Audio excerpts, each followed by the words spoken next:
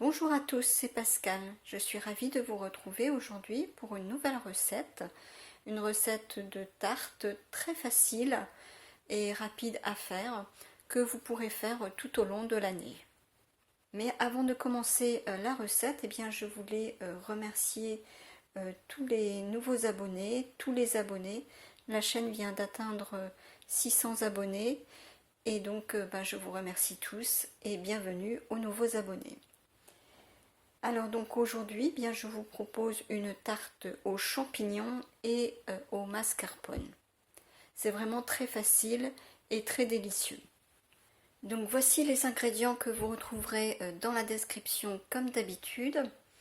Donc il nous faut une pâte à tarte feuilletée ou brisée. Moi j'ai pris une pâte feuilletée. Des champignons de Paris. Alors j'ai pris des champignons en boîte. 125 g de mascarpone, donc qui se trouve ici, des œufs, 3 œufs, et du sel, du poivre et des épices. Moi je vais mettre du cumin. Alors on commence par préchauffer le four à 180 degrés. Donc je commence par casser les œufs.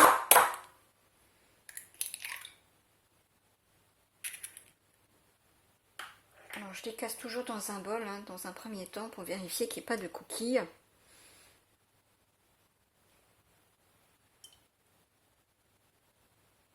Donc j'ajoute le mascarpone. Alors le mien il a été congelé puisque c'était le reste, ce qui me restait de ma recette de verrine de pêche au mascarpone. Donc je l'avais congelé, donc c'est ce qui me reste.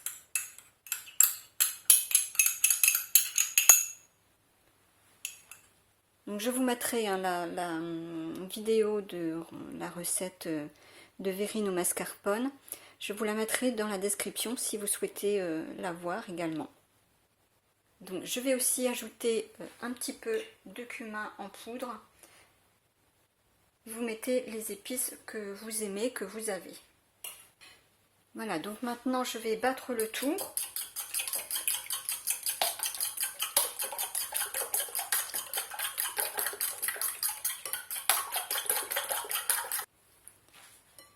Et donc j'ajoute les champignons.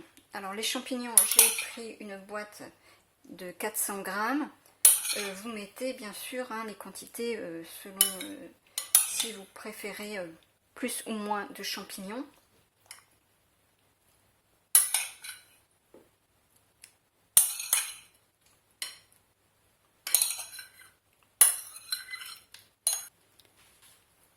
Voilà, et je vais donc bien mélanger le tout.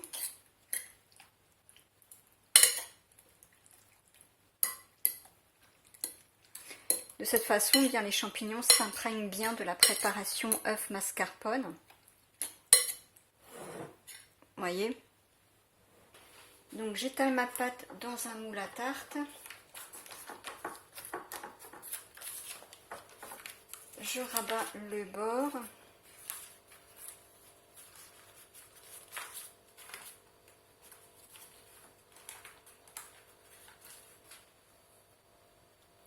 Voilà, comme ceci. Je recoupe le papier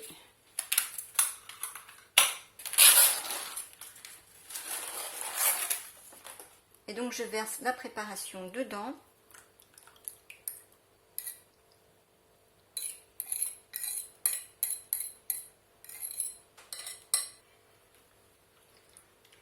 Je viens répartir mes champignons un petit peu partout.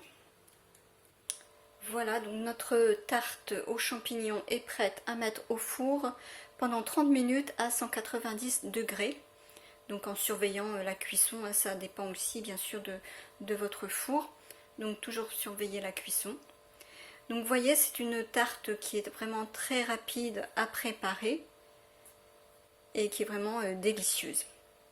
Alors je la mets à cuire et je vous montre le résultat. Voilà, donc je viens de sortir la tarte aux champignons du four. Donc c'est une tarte que je sers avec une salade verte. C'est un plat qui plaît vraiment à toute la famille.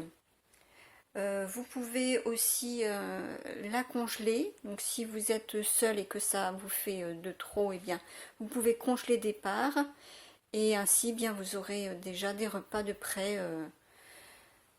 Des fois le soir quand on n'a pas envie de cuisiner, ça peut être très pratique de congeler des parts.